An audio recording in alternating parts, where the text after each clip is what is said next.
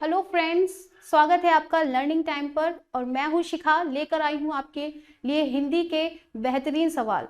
तो जल्दी से जुड़ जाइए हमसे और शेयर कर दीजिए हमारी इस लाइव को अपने दोस्त, अपने फ्रेंड्स, अपने रिलेटिव्स सभी में, और इस वीडियो के अंत तक हमसे जुड़े रहें।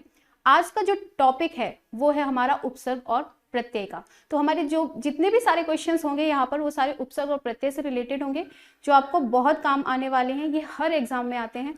तो चलिए शुरुआत करते हैं उपसर्ग से। उपसर्ग, हमारा पहला ही सवाल है, उपसर्ग का प्रयोग होता है। तो सबसे पहले उपसर्ग के बारे में बताती हूं मैं कि उपसर्ग क्या होता है। उप उप का अर्थ होता है समीप, और सर्ग का अर्थ होता है सृष्टि करना। सृष्टि करना अर्थात रचना करना, यही होता है हमारा उपसर्ग। उपसर्ग वे शब्दांश होते हैं जो शब्दों के आदि में जुड़कर उनमें विशेष अर्थ प्रकट करते हैं या उनमें विकार उत्पन्न करते हैं। फॉर एग्जाम्पल, हम लेते हैं उपसर्ग के लिए हार। हमारे पास एक शब्द है हार। इस हार का अर्थ होता है हारना, और हम इसे पराजय भी कहते हैं, पराजय। ठीक है, हार का अर्थ होता है पराजय। लेकिन जब हम इसमें उपसर्ग जोड़ देते हैं तो इस पूरे हार का अर्थ बदल जाता है। जैसे मैंने इसमें प्र शब्द जोड़ दिया तो ये क्या बन जाएगा? प्रहार। अब ये जो हार है वो प्रहार में परिवर्तित हो गया। इट मीन्स कि जो प्र है वो हमारे हार में जुड़ गया और इसका अर्थ भी बदल गया। अभी ये हार का अर्थ है पराजय, अब यहाँ पे प्रहार का अर्थ हो गया चोट पहुंचाना। इसका अर्थ क्या हो गया? चोट पहुंचाना। इसी तरीके से मैं एक और एग्जांपल लेती हूं। मैंने लिया वी, मैंने एक शब्द वी और लिया और मैंने इसे भी हार में जोड़ दिया, विहार। इसका अर्थ हो गया विहार। अब इसका अर्थ क्या हुआ? विहार का अर्थ होता है घूमना। यहां भी इसका अर्थ परिवर्तित हो गया। तीसरा और लेती हूं मैं आ। मैंने आ लिया और वो भी मैंने हार में जोड़ दिया तो वो बन गया आहार अर्थात भोजन। अब देखिए, ये जो तीनों अलग अलग तरीके के मैंने प्रत्यय लिए और वो मैंने हार में जोड़ दिए तो तीनों के ही अर्थ अलग आने लगे। हार का अर्थ था पराजय, जब मैंने इसमें प्रत्यय जोड़े तो एक का अर्थ हो गया प्रहार, एक का हो गया विहार और एक का हो गया आहार, और तीनों ही अपने अर्थ देने लगे। तो उपसर्ग हमारे वही शब्द होते हैं जो हमारे शब्दों के आदि में जुड़कर एक नया अर्थ बना देते हैं। ठीक है, शब्द के आदि से मतलब है हमारे शब्द के स्टार्टिंग में। देखिए, हार के स्टार्टिंग में लगे हैं प्र, वि और आ, और इन्होंने हमारे अर्थ बिल्कुल बदल दिए हैं। तो हमारा सवाल है कि उपसर्ग का प्रयोग होता है शब्द के आदि आरंभ में, शब्द के मध्य में, शब्द के अंत में, या फिर इनमें से कोई नहीं। तो शब्द के प्रारंभ में। हमारा सही ऑप्शन होगा ए, शब्द के आदि आरंभ में। नेक्स्ट क्वेश्चन देखते हैं। धातु या शब्द के अंत में जोड़ा जाता है उसे क्या कहते हैं? अब बात आई अंत की। अभी हमने उपसर्ग पढ़ा था कि शब्द के आदि में जुड़ जाए तो वो हमारे उपसर्ग होते हैं। अब शब्द के अंत में जुड़ जाए तो उन्हें क्या कहते हैं? समास, अव्यय, उपसर्ग और प्रत्यय। तो समास तो हमारे वे होते हैं जो दो या दो से अधिक शब्द मिलकर एक नया अर्थ बनाते हैं, एक नया शब्द बनाते हैं, वे हमारे समास कहलाते हैं। अव्यय हमारे वे होते हैं जिनमें हमारे क्रिया विशेषण, विस्मयादि बोधक, समुच्चय बोधक, संबंध बोधक ये सभी आते हैं। उपसर्ग अभी मैंने बताया था हमारे शब्द के आदि में जुड़ जाते हैं। बचा हमारा लास्ट डी, प्रत्यय।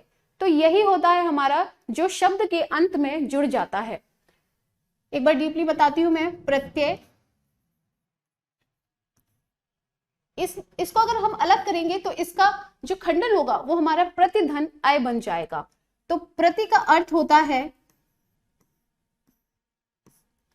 प्रति का अर्थ होता है साथ में, साथ में, पर बाद में। पहले नहीं आएगा, बाद में आएगा। साथ में, पर, बाद में।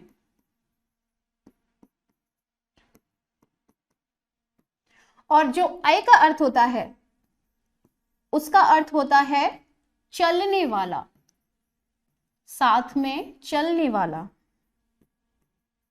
ठीक है, तो ये इसका पूरा अर्थ हो गया साथ में चलने वाला, यही हमारा प्रत्यय का अर्थ होता है। तो वे शब्दांश जो शब्द के अंत में जुड़कर शब्द को परिवर्तित कर देते हैं, उसके अर्थ में परिवर्तन ला देते हैं, वे आपके प्रत्यय कहलाते हैं। आई होप आपको क्लियर हुआ होगा उपसर्ग क्या है और प्रत्यय क्या है। प्रख्यात में प्रयुक्त उपसर्ग है। प्रख्यात, प्रख्यात होता है आपका प्रसिद्ध, किसी चीज का प्रसिद्ध हो जाना। तो प्रख्यात में कौन सा उपसर्ग लगा है? प्र, त, प्रख, आत। तो अगर हम इसको अलग करेंगे तो हमारा प्र अलग हो जाएगा और ख्यात अलग हो जाएगा। तो जो उपसर्ग लगा है हमारे प्रख्यात में वो क्या लगा है? प्रख्यात लगा हुआ है। तो हम ऑप्शन ए को करेक्ट कर देंगे।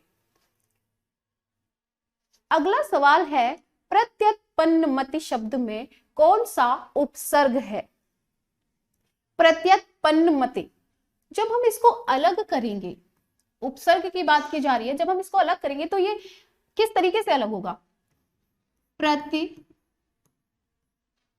धन उत्पन्न धन मति, कुछ इस तरीके से, प्रति धन उत्पन्न धन मति।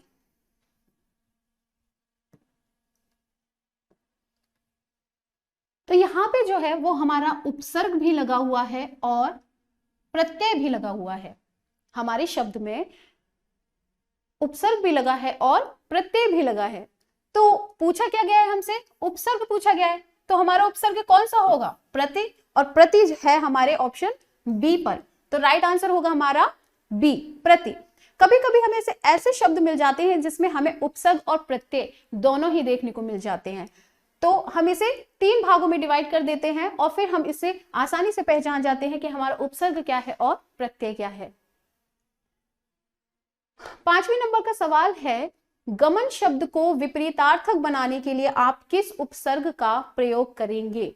गमन शब्द का विपरीतार्थक, विपरीतार्थक शब्द वे होते हैं जो शब्दों के उल्टे हो जाते हैं। गमन का क्या उल्टा हो जाएगा? गमन का अर्थ होता है जाना, गमन का अर्थ होता है जाना, और जाने का अगर हम विपरीत शब्द ढूंढेंगे तो वो होता है आना। और आना, आने के लिए हम कौन सा उपसर्ग लगाएंगे? उपगमन, आगमन, प्रतिगमन या फिर अनुगमन। आप लोग भी ट्राई कीजिए और बताइए कौन सा ऑप्शन आ सकता है इसमें, ए, बी, सी या फिर डी। तो गमन का अर्थ होता है जाना, तो उसी का अपोजिट हो जाएगा हमारा आगमन। आगमन का अर्थ आना, तो हमारा जो राइट आंसर होगा वो होगा हमारा ऑप्शन बी। निर्वासित में प्रत्यय है, अब बात हो रही है प्रत्यय की, तो निर्वासित में जो हमारा साउंड है वो क्या आ रहा है? अगर हम इसका खंडन करेंगे तो निर्वास धन इत, इत का साउंड आ रहा है, निर्वासित, इत। तो हमारा जो प्रत्यय है इसमें क्या हो जाएगा? इत हो जाएगा, और इत है हमारे ऑप्शन डी में। तो राइट आंसर इज डी, इत। लेखक शब्द के अंत में कौन सा प्रत्यय लगा हुआ है? क, इक, आक या फिर अक। लेखक, बात करें लेखक की, तो इसमें जो है वो हमारी क्रिया क्या है? लेख। हमारा शब्द है लेख, इसको हम लिखते हैं, और इसके बाद हमारा प्रत्यय क्या बन जाएगा? अक, और ये बन जाएगा हमारा लेखक, लेखक। तो लिख धन अक, हमारा इसमें प्रत्यय क्या बन जाएगा? इसमें हमारा प्रत्यय जो है वो बन जाएगा अक। तो यहां पर राइट आंसर है हमारा डी। अनुज शब्द को स्त्रीवाचक बनाने के लिए आप किस प्रत्यय का प्रयोग करेंगे? अनुज, अनुज का अर्थ होता है छोटा। तो अनुज शब्द का जब हम स्त्रीवाचक बनाएंगे तो क्या बनेगा? अनुज का स्त्रीवाचक क्या होता है? चलिए मैं एक बार आपको परिवर्तित करके दिखाती हूं, फिर आप बताइएगा। अनुजिक, अनुजीय, अनुजा या फिर अनुजी। क्या कौन सी प्रत्यय आने वाली है इसमें? अनुज का स्त्रीवाचक होता है हमारा अनुजा। क्या होता है? अनुजा। और अनुजा में कौन सा प्रत्यय आ रहा है, कौन सा साउंड आ रहा है? इसमें हमारा आ का साउंड आ रहा है। ठीक है, तो हमारा जो प्रत्यय होगा वो कौन सा होगा इसमें? ऑप्शन सी, आ। चलते हैं 9वें सवाल की तरफ। सुत शब्द को स्त्रीवाचक बनाने के लिए किस प्रत्यय का प्रयोग किया जाता है? सुत अर्थात बेटा, और जब हम इसका स्त्रीवाचक बनाएंगे तो क्या बनेगा? सुत का ई, आ, ई या फिर इक।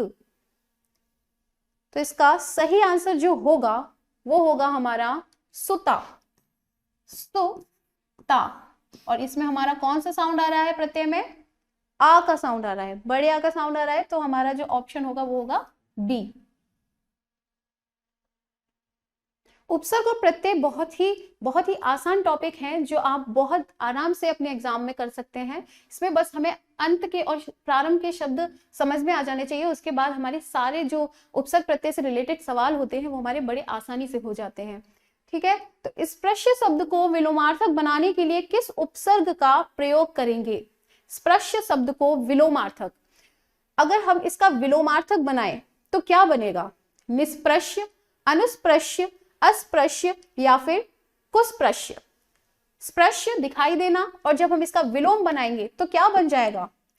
तो हमारा इसका विलोम जो बनेगा वो बनेगा अस्पृश्य। क्या बनेगा इसका विलोम? अस्पृश्य। तो हमारा राइट आंसर कौन सा है?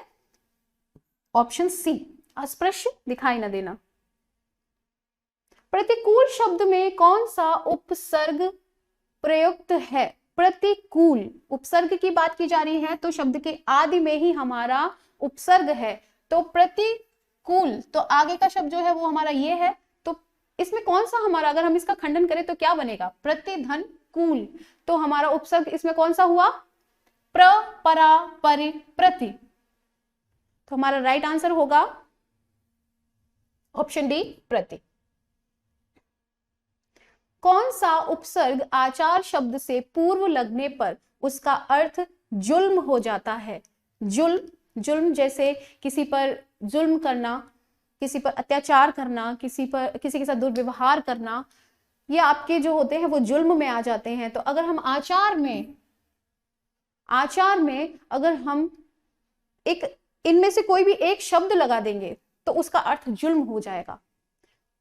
तो कौन सा आएगा? दुराचार, निराचार, अनाचार या फिर अत्याचार। अगर हम ऑप्शन बी को लें, अति धन आचार, तो क्या बनेगा? ये हमारा बन जाएगा अत्याचार। ये हमारा बन जाएगा अत्याचार, और अत्याचार का ही अर्थ होता है जुल्म करना, किसी पर अत्याचार करना। तो आचार का सही उपसर्ग क्या होगा? वो होगा हमारा अत्याचार, अति। Option B is correct. निम्नांकित में कौन सा शब्द कृदंत प्रत्यय से बना है? रंगीला, बिकाऊ, दुधारू, कृपालु। बात करें अगर कृदंत प्रत्यय की तो ये क्या होते हैं? प्रत्यय तो आपको पता ही है जो शब्द के अंत में लगते हैं, लेकिन कृदंत प्रत्यय की बात करें तो कृदंत प्रत्यय हमारा किससे बनता है? जैसे मैं आपको एग्जांपल देती हूं लेखक का। ठीक है, लेखक, जो लेखक शब्द है इसमें हमारा एक प्रत्यय है, आपको पता है अक। तो जब हम इसका खंडन करेंगे लिख धन अक करके, तो इसमें जो प्रत्यय लगा है आपको पता है ये अक है, तो ये कौन सा प्रत्यय है? प्रत्यय जो होते हैं वो हमारे दो प्रकार के होते हैं, इसके दो भेद होते हैं। एक होता है हमारा कृदंत प्रत्यय और एक होता है हमारा तद्धित प्रत्यय। तो जो कृत प्रत्यय होता है उसी में आपका कृदंत प्रत्यय आता है। कृत प्रत्यय वे होते हैं जो क्रिया के मूल रूप में जुड़कर उनका अर्थ बदल देते हैं। क्रिया के मूल रूप में यानी क्रिया में जुड़ जाते हैं, वे आपके क्या बन जाते हैं? कृदंत प्रत्यय बन जाता है। ये आपका कृत प्रत्यय है, ये आपका कृत प्रत्यय है, क्योंकि ये आपके क्रिया से जुड़ा हुआ है। लिख क्या, लिख होता है लिखना, और लिखना एक क्रिया है, और क्रिया में हमारा कृत प्रत्यय अक जुड़ गया है, इसे हम कृत प्रत्यय करेंगे, और कृत प्रत्यय से हमारे बनते हैं कृदंत प्रत्यय। तो जो भी शब्द जो हमारी क्रिया में जुड़े होंगे वे हमारे कृत प्रत्यय है। और बात करें अगर तद्धित प्रत्यय, तो तद्धित प्रत्यय वो होते हैं जो क्रिया को छोड़कर अन्य सभी, जैसे आपका संज्ञा, सर्वनाम, विशेषण, उनमें जुड़ जाते हैं, वे आपके तद्धित प्रत्यय कहलाते हैं। एग्जाम्पल के लिए मैं लेती हूं सेठ, धन, आनी। सेठ, धन, आनी।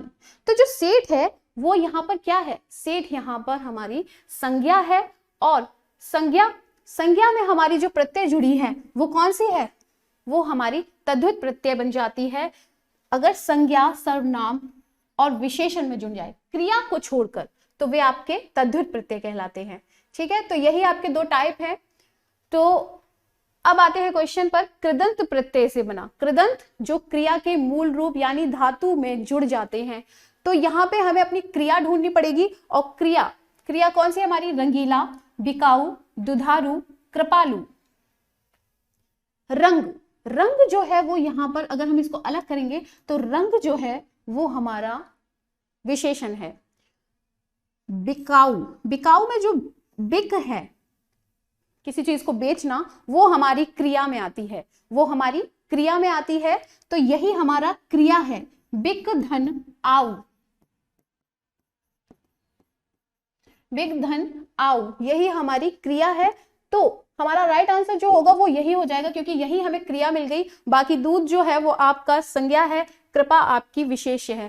तो यहां पर जो राइट आंसर होगा वो हमारा होगा बिकाऊ। किस शब्द में आवा प्रत्यय नहीं है, दिखावा, चढ़ावा, लावा, और लास्ट है भुलावा। बात करें आवा प्रत्यय की बात हो रही है तो लास्ट में लगे हैं, तो देखते हैं दिखावा। अगर हम इसका खंडन करेंगे तो हमारा दिख हो सकता है, चढ़ हो सकता है, और यहाँ पे हमारा भूल हो सकता है। लेकिन जो लावा है वो हमारा पूरा एक शब्द है, और इसका खंडन नहीं हो सकता, क्योंकि अगर हम इसमें से वा को हटा देंगे तो ला कोई शब्द नहीं बनेगा। इसलिए जो लावा शब्द है वो हमारा खंडन नहीं किया जा सकता इस शब्द का, इसीलिए ये जो है वो डिफरेंट वर्ड है, और इसमें आवा का कोई भी प्रत्यय नहीं लगा है, इसीलिए हम इसे टिक करेंगे। तो हमारा राइट आंसर जो होगा वो होगा हमारा सी। इनमें कौन सा शब्द समूहवाचक प्रत्यय नहीं है?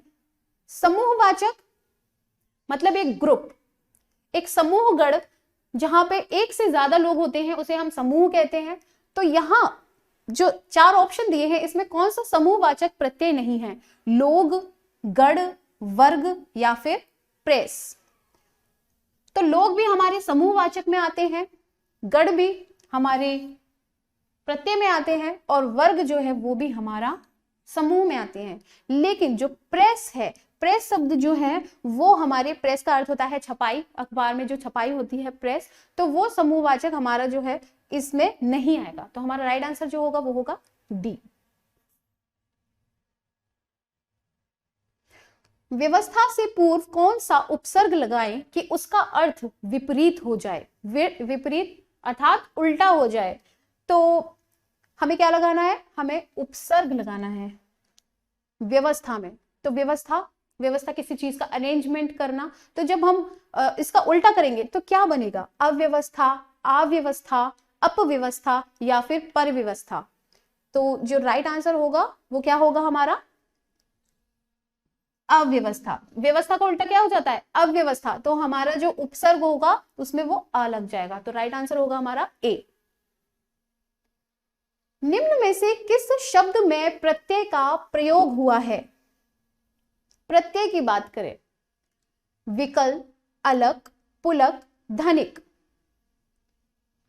विकल, अलक, पुलक ये तीनों क्या है? ये आपके नाम है, ये एक शब्द है जिनके खंडन नहीं हो सकते। लेकिन जो धनिक है, धनिक आपके इस शब्द का खंडन किया जा सकता है, जैसे आपका धन, धन एक, ये क्या बन जाएगा आपका, इक। इक जो है वो आपका प्रत्यय बन जाएगा और यही आपका हो जाएगा धनिक। तो धन में इक लग गया, यही आपका राइट आंसर है डी। अगले सवाल की तरफ चलते हैं। निम्नलिखित में से किस शब्द में प्रत्यय लगा हुआ है? सागर, नगर, अगर, मगर, जादूगर। तो राइट आंसर हमारा क्या होगा? सागर। सागर में कोई प्रत्यय है? नहीं, सागर में कोई प्रत्यय नहीं है। ये हमारा पूरा एक शब्द है और इसके हम खंडन भी नहीं कर सकते, तो ये हमारा प्रत्यय नहीं होगा। नगर, नगर भी हमारा एक शब्द है, तो ये भी हमारा प्रत्यय, इसमें भी हमारा कोई प्रत्यय नहीं लगा है। अगर मगर, अगर भी एक शब्द है और मगर भी एक शब्द है और ये एक दूसरे के पूरक हैं, अगर मगर, और यहाँ पे इसका भी हम कोई खंडन नहीं कर सकते। बात करें अगर जादूगर की, तो जादू और गर दोनों को अलग किया जा सकता है। जादू और गर, जादू एक अलग शब्द है, अगर इसमें गर लगा दिया जाए तो वो एक जादूगर बन जाता है, एक इंसान जादूगर हो जाता है। और जादू की बात करें तो जादू दिखाना, लेकिन जादूगर क्या होता है? जो जादू दिखाता है, तो हमारा बन जाता है जादूगर। ठीक है, तो दोनों ही शब्द अलग हो गए हमारे। जादूगर से पूरा अर्थ बदल गया, वो जादूगर जादू दिखाने वाला हो गया। ठीक है, तो प्रत्यय कौन है इसमें? हमारा जादूगर। Option D is correct. किस शब्द में उपसर्ग का प्रयोग हुआ है? उपकार, लाभदायक, पढ़ाई, अपनापन। बात करें उपकार की तो उपधनकार, लाभ धनदायक, पढ़ धन आई, और यहां पर अपना और पन दोनों अलग हो जाते हैं। तो इसमें उपसर्ग कौन सा है? किसमें है उपसर्ग? तो हमारा उपसर्ग जो है वो है हमारे ऑप्शन ए में, क्योंकि यहीं पर हमारा नया शब्द जुड़ रहा है। कार हमारा एक अलग शब्द है, जब हमने इसे उप जोड़ दिया तो वो बन गया उपकार। लाभ, लाभ हमारा ऑलरेडी शब्द है, लाभ बना हुआ है, लेकिन लास्ट में लग गया है दायक, तो ये हो गया हमारा प्रत्यय। पढ़ाई, पढ़ हमारा शब्द ऑलरेडी है, इसमें एक नया शब्द जुड़ गया आई और वो बन गया पढ़ाई, तो इसमें भी हमारी क्या है? प्रत्यय लगा है। अपनापन की बात करें तो अपना शब्द है और इसमें हमारा पन जुड़ गया, तो ये हो गया हमारा प्रत्यय। तो ये तीनों ही प्रत्यय के हैं, लेकिन उपकार में उप शब्द के आदि में लग गया है, तो ये हमारा बन जाता है उपकार, और ऑप्शन ए जो है वो हमारा राइट आंसर हो जाता है। अगला सवाल है, अनुवाद में प्रयुक्त उपसर्ग है। अनुवाद, उपसर्ग की बात करें तो वाद यानी प्रारंभिक शब्द जो है वो कौन से होंगे हमारे? अ, अन, अव या फिर अनु। तो देखने से ही क्लियर हो रहा है, अनु शब्द हमारे वाद में जुड़ गया है और वो बन गया अनुवाद, तो option D is a correct. निर्वाह में प्रयुक्त उपसर्ग है। निर्वाह, उपसर्ग की बात हो रही है शब्द के आदि में, तो कौन सा शब्द होगा हमारा? वाह में जुड़ गया है हमारा ने, यानी ऑप्शन बी ने। ये हमारे विसर्ग संधि है, इसमें हमारी विसर्ग लगे हुए हैं। मैंने आपको संधि के वीडियो में बताया था कि जब जिसमें हमारे विसर्ग लग जाते हैं और विसर्ग के बाद विसर्ग का जो मेल है, विसर्ग के बाद यदि य, र, ल, व या वर्ग के तृतीय, चतुर्थ और पंचमाक्षर आते हैं तो विसर्ग जो है वो आपका रा में परिवर्तित हो जाता है, इसीलिए वा के ऊपर रा लग गया है। तो जो सही आंसर होगा उपसर्ग के लिए वो हमारा ने हो जाएगा, ने उपसर्ग के साथ। ठीक है, तो राइट आंसर जो होगा वो हमारा बी बन जाएगा। अगला सवाल है, हिंदी में कृत प्रत्ययों की संख्या कितनी है? कृत प्रत्ययों की बात हो रही है तो कृत प्रत्यय हमारे वैसे बहुत सी जगह 28 भी हैं, लेकिन अगर हम हिंदी के प्रसिद्ध व्याकरण की माने गुरु कामता प्रसाद जी की, तो उन्होंने जो संख्या बताई है वो हमारी 42 बताई है, तो यहां हम ऑप्शन सी पे टिक कर देंगे। कृदंत प्रत्यय किन शब्दों के साथ जुड़ते हैं? कृदंत प्रत्यय, अभी मैंने आपको बताया था कृदंत प्रत्यय कृत प्रत्यय से मिलकर बनते हैं और जो क्रिया के साथ जुड़ जाते हैं। तो संज्ञा, सर्वनाम, विशेषण ये सारे आपके होते हैं तद्धित प्रत्यय। बचा आपका क्रिया, जो सिर्फ क्रिया के साथ जुड़ते हैं वे आपके कृदंत प्रत्यय कहलाते हैं। तो आपका राइट आंसर डी हो जाएगा। निम्नलिखित पद एक प्रत्यय लगने से बने हैं, इनमें से कौन सा पद गलत है? दैविक, भौमिक, सामाजिक या पाक्षिक? दैविक, दैविक आपका देवी से बना है शब्द और इसमें आपका एक लग गया है तो ये हो गया दैविक। भौमिक की बात करें तो ये आपके भूमि शब्द में एक जुड़ गया है भौमिक, ये भी हमारा पद सही है, ये भी पद सही है। और सामाजिक की बात करें तो वो भी हमारे समाज में एक जुड़ गया है तो ये भी सही है। बचा हमारा पाक्षिक, तो पाक्षिक में अगर हमारा यहाँ पाक्षिक होता तो सही होता, लेकिन यहाँ पक्षिक है तो पाक्षिक जो होता है वो पक्ष लेने वाला, उसमें हमारा एक जुड़ जाता, लेकिन यहाँ पक्षिक है तो हमारा राइट आंसर डी हो जाएगा कि ये हमारा पद गलत है। चलते हैं अगले सवाल की तरफ। किस शब्द की रचना प्रत्यय से हुई है? अभियोग, व्यायाम, अपमान, इनमें से कोई नहीं। बात हो रही है प्रत्यय की, यानी शब्द के अंत में देखेंगे तो अगर हम इसका खंडन करें तो क्या हो सकता है? अभिधन योग, अभिधन योग, यहाँ पे तो उपसर्ग का यूज हुआ है अभी, तो ये तो हमारा प्रत्यय नहीं है। व्यायाम की बात करें तो इसके खंडन नहीं हो रहे हैं तो यानी इसमें भी हमारा कोई प्रत्यय नहीं है। अपमान की बात करें तो मान में हमारा अप जुड़ गया है, ये हमारा उपसर्ग है। तो ए बी सी इनमें से कोई भी हमारा प्रत्यय नहीं है, तो हमारा राइट आंसर कौन सा हो जाएगा? इनमें से कोई नहीं। चलते हैं नेक्स्ट क्वेश्चन की तरफ। बेइंसाफी में प्रयुक्त उपसर्ग है। बेइंसाफी की बात करें तो बे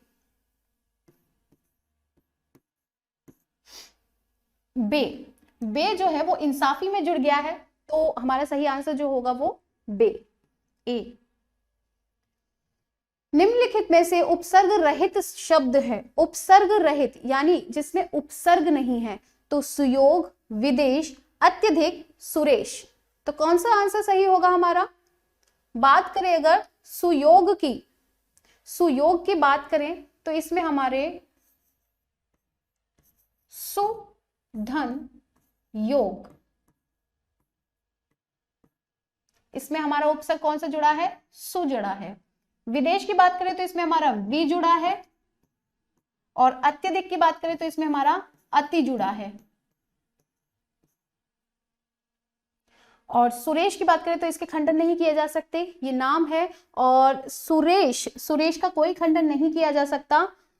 तो हमारा जो राइट आंसर होगा जिसमें उपसर्ग कोई भी उपसर्ग नहीं लगा है वो हमारा हो जाएगा सुरेश। तो आंसर होगा हमारा डी। बहाव शब्द में प्रयुक्त प्रत्यय कौन सा है? बहाव शब्द, बात करें अगर बहाव की, बहाव शब्द में प्रयुक्त प्रत्यय की बात की जा रही है तो बह में जब आप आव को जोड़ देंगे तो क्या बन जाएगा? आपका बहाव बन जाएगा। तो कौन सा प्रत्यय होगा इसमें? आपका ऑप्शन सी जो है वो आपका करेक्ट आंसर हो जाएगा। विज्ञान शब्द में प्रयुक्त उपसर्ग है। विज्ञ, ज्ञान, वि, अन। तो विज्ञान आपका ज्ञान में आपका वि जुड़ गया है यानी उपसर्ग, तो आपका सही आंसर जो होगा वो होगा सी। चिरायु शब्द में प्रयुक्त उपसर्ग है। चि, चिर, यु और आयु। तो सही आंसर क्या होगा? चिरायु। चिर में जब आप आयु जोड़ देंगे तो क्या बन जाएगा? चिरायु बन जाएगा। तो सही आंसर कौन सा होगा हमारा? 30 का डी। धुंधला शब्द में प्रयुक्त प्रत्यय है धुन, धुंध या फिर ला, या फिर इनमें से कोई नहीं। धुंध ला की बात हो रही है तो क्या हो जाएगा हमारा धुंध धन ला। तो कौन सा प्रत्यय है इसमें, इसमें हमारा जो प्रत्यय है वो हमारा ला है, और ला हमारे ऑप्शन सी पर है, तो हम इसे करेक्ट कर देंगे। दोषहर्ता में प्रत्यय का चयन कीजिए। दोषहर्ता, इसमें प्रत्यय क्या है, हर्ता, तो सही आंसर जो होगा हमारा ए हो जाएगा। किस शब्द में उपसर्ग नहीं है, अपवाद, पराजय, प्रभाव, ओढ़न। ओढ़ना हो जाएगा यहाँ पे, ओढ़ना। तो जो उपसर्ग की बात करें तो अपवाद, अप में जो है वो हमारा अप लगा हुआ है, पराजय में हमारा परा लगा हुआ है, और प्रभाव की बात करें तो प्र, बचा हमारा ओढ़ना। तो यहाँ पे हमारे जो ओढ़ के साथ ना लगा है, तो ना हमारा शब्द के अंत में लगा है, तो ये हमारा प्रत्यय है, तो इसे हम राइट आंसर डी को टिक करेंगे। संस्कार शब्द में किस उपसर्ग का प्रयोग हुआ है, संस्कार। तो संस्कार अनुस्वार लगा हुआ है, ये अगर हम संधि में इसका खंडन करें तो क्या बनेगा, सम धन कार। क्या बनेगा इसका, सम धन कार। तो उपसर्ग कौन सा हुआ हमारा, इसमें उपसर्ग हुआ हमारा ए। पुरोहित में उपसर्ग है, पुरोहित, तो हमारा शब्द है हित, इसमें जुड़ गया, क्या जुड़ा है इसमें हमारा, इसमें हमारा पुरह जुड़ा है, इसमें हमारा विसर्ग आएगा, और जब विसर्ग के बाद हमारा य र ल व, य वर्ग का तृतीय चतुर्थ पंचमाक्षर आते हैं, तो आपका ओ बन जाता है। क्या बन जाता है, ओ बन जाता है, और हा आता है तब भी आपका ओ बन जाता है। तो विसर्ग के बाद जो है हा आ रहा है, तो इसी के लिए हमारा जो आंसर है वो हो जाएगा पुरह, क्योंकि ओ की मात्रा लग जाएगी, तो यही हमारा राइट आंसर हो जाएगा पुरह। अवनत शब्द में प्रयुक्त उपसर्ग है, अवनत की बात करें, अवनत, तो इसमें कौन सा उपसर्ग है, तो इसमें जो हमारा राइट आंसर होगा वो होगा हमारा अव। सावधानी शब्द में प्रयुक्त प्रत्यय है, सावधानी, अगर इसका खंडन करें तो क्या हो जाएगा, सावधान, शब्द है हमारा सावधान, और इसमें हमने जोड़ दी नी। नी में कौन सा साउंड आ रहा है हमारा, ई का साउंड आ रहा है, तो क्या होगा हमारा आंसर, हमारा आंसर हो जाएगा ऑप्शन ए ई, बड़ी ई। कनिष्ठ शब्द में प्रयुक्त प्रत्यय है, कनिष्ठ शब्द, कन धन इष्ट, तो इष्ट जो हो गया वो हमारा प्रत्यय है, तो राइट आंसर जो होगा वो हमारा होगा ए। अतीव शब्द में निम्नलिखित में से कौन सा उपसर्ग है, अतीव, तो क्या इसका कौन सा उपसर्ग हो जाएगा, अतीव, अपे, अते, अधि। अगर इसका खंडन करेंगे तो क्या बनेगा, अतिधन इव, है ना, और ई मिलके बन जाते हैं हमारी बड़ी ई। तो राइट आंसर कौन सा होगा हमारा, राइट आंसर जो होगा वो हमारा उपसर्ग की बात कर रहे हैं तो अति हो जाएगा, क्या हो जाएगा, अति हो जाएगा। तो राइट आंसर जो है वो हमारा अति है। अमावट में प्रत्यय है, अमावट की बात करें, अमावट, तो प्रत्यय कौन सा हो जाएगा इसमें हमारा, आवट, तो जो सही आंसर होगा वो हमारा होगा सी, आवट। ओके, तो हमारे सारे क्वेश्चन कंप्लीट हो चुके हैं। इसी के साथ आई होप आपको समझ में आया होगा कि उपसर्ग क्या है, प्रत्यय क्या है। उपसर्ग, अगर किसी भी शब्द के आगे आपको कोई नया शब्द मिलता है तो वो आपके उपसर्ग हैं, और अंत में अगर कोई शब्द आपको देखने को मिलता है तो वो आपके प्रत्यय होते हैं। इसी के साथ हम अपनी वीडियो को यही समाप्त करते हैं, फिर मिलेंगे आपको एक नई वीडियो के साथ, तब तक के लिए नमस्कार।